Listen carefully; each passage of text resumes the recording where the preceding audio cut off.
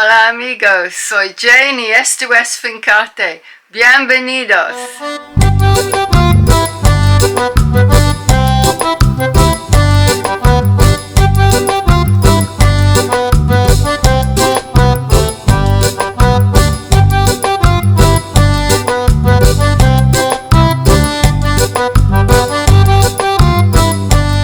Hi friends, I'm Jane and this is Fincate. Welcome.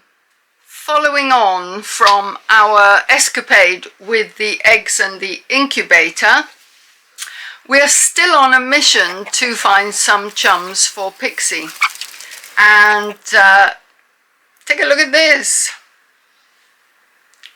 There is a courier coming today with 10 one-day-old chicks. Today is Friday. On Tuesday of this week, I received an email from the company I bought the chicks from to say that my chicks would arrive on Friday. Now, I have bought one-day-old chicks, and that was Tuesday, Wednesday, Thursday, Friday. So they must have hatched Wednesday, and then at one day old on Thursday, the courier picked them up. He has them overnight and I get them this morning, Friday. So on Tuesday, when she sent me that email, yeah, she was counting her chickens before they hatched. But now I'm just terrified. I have had a sleepless night worrying that our setup here won't be good enough for them. It would be good enough for normal sized chicks. But these are dwarf hens and their eggs are tiny. So at one day old, they're going to be tiny, and I'm really nervous about this whole thing. Your basic needs for a chicken are food, shelter, water. Same as for anything else really. First of all, shelter. Chickens like a safe place to sleep at night, predator proof. The kind of predators you're likely to get in your area will indicate how you go about making a house for them to sleep in.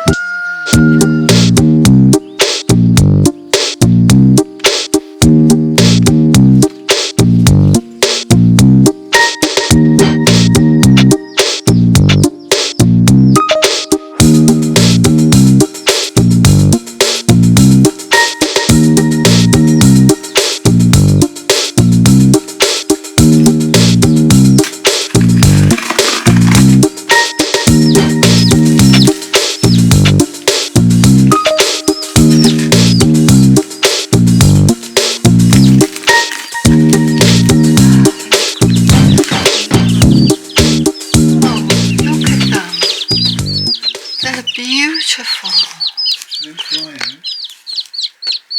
Your chicken wire to stop things coming over doesn't have to be that tall. Once again, it just depends on what kind of predators you have in your area. I mean, a fox would easily get over that. But we haven't seen a fox here for 8 years, so down the other end of the finca, yes, but they don't come up here. Oh, you're a tiny guy.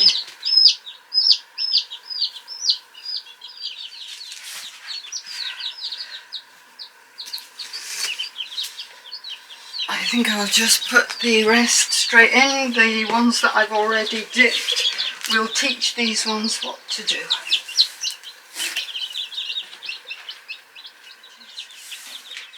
Fabulous news.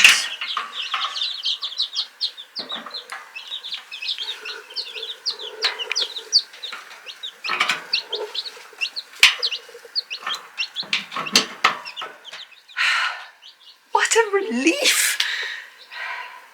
They got here safely and they're all alive and they're bigger than I thought they would be. Being dwarf chicks and coming out of little tiny eggs, I thought they were going to be minute and I thought we were going to have an awful job, but They seem to be fine. Bonnie's interested. Yeah, we have a visitor. But they are safe now. There is no way that I can do a comprehensive guide to keeping chickens. It's just not going to happen. The topic is vast, really, really vast, and it has been covered again and again. A quick YouTube search will show you so many results on that one, and I can't see that I would be adding anything meaningful to that. This is just how we keep our hens here at Fincate. Everybody says free range is best, and I would agree with that. However, there is free range and there is free range. I mean, ours have a huge area to scratch around in, but it isn't actually required. Hens can be very happy in quite a small space. Having said that, I am totally against the keeping of hens in cages. So long as they have space to be able to scratch around and do the chickeny things that chickens do, then that's fine. I don't endorse many companies on my channel because, well, I don't often come across companies that I feel confident enough to endorse. But the company that I got these chicks from, they're called Granja Santa Isabel, and they're in Cordoba. I will put a link down below. They have been amazing. TV for cats? Yeah. No, she didn't like it. Good morning. Let's go see how the chicks are doing today.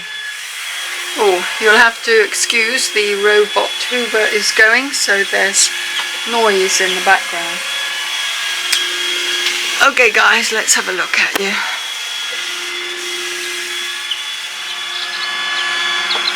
I'm going to explain what this thing is. This is a newfangled thing. It's called a brooder hen. And as you can see from the picture, the hens go underneath it. It's supposed to simulate the mother hen's wing, and the chicks go underneath it, and there's a hot plate in there.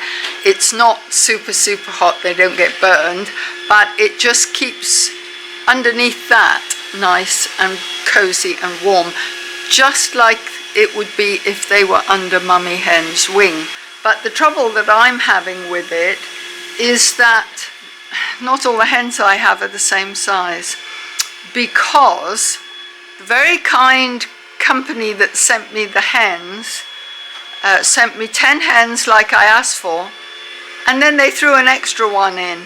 Whether this was the traditional gift that you sometimes see that Spanish companies do, or whether it was a lone hen that had nowhere to go and so they thought, oh well, we'll include it in this order, I don't know. But they put in another hen who we have nicknamed Zilla, short for Godzilla, because she's not a dwarf variety, she's a full-size chicken variety, from what I can tell. The issue is that in order, you can raise this plate up and down to make it the correct height so that it's the correct temperature underneath for the chicks. In order to do that, so that she can go underneath, it's too high for the little hens and they still get cold. So at the moment I've got it slightly up at the front and down at the back, which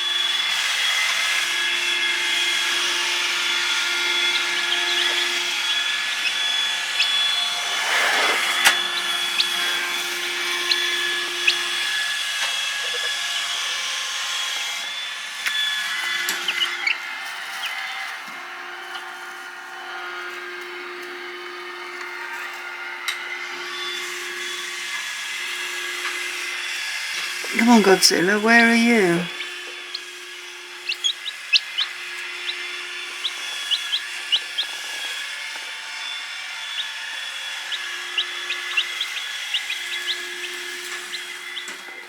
See if I can catch Zilla for you. There she is, there. I can't pick her up because I'm one-handed here. But you can see how much bigger she is than the other guys. She still has similar markings to an Americauna, but I'm pretty convinced now that she's actually not an Americauna. I think she's a full-size chicken. Her feet and everything are just huge compared to the others. Chickens will take themselves off to bed at bedtime, so there's no having to herd them or round them up. But if you do want them to go into a specific area or you want to move them somewhere, food is a great motivator. We buy the cheapest layers pellets because our hens mostly eat what they can find out and about. They like insects, worms, grubs, grass, certain plants.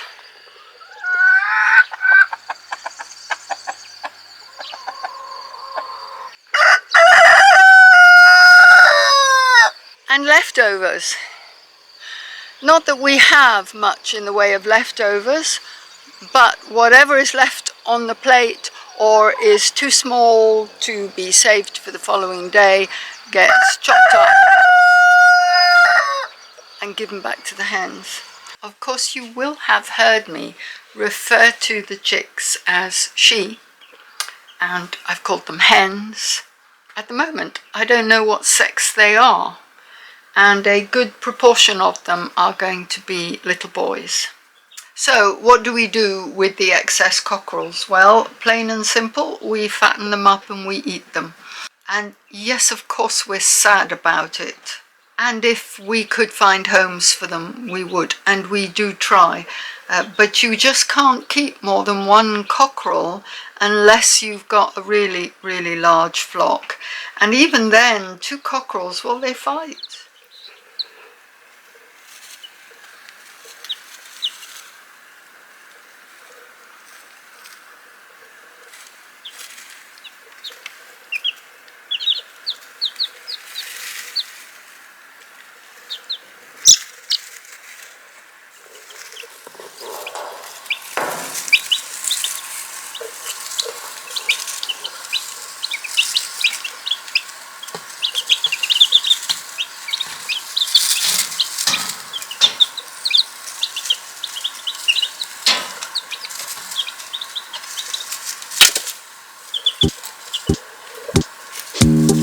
Well, hello there.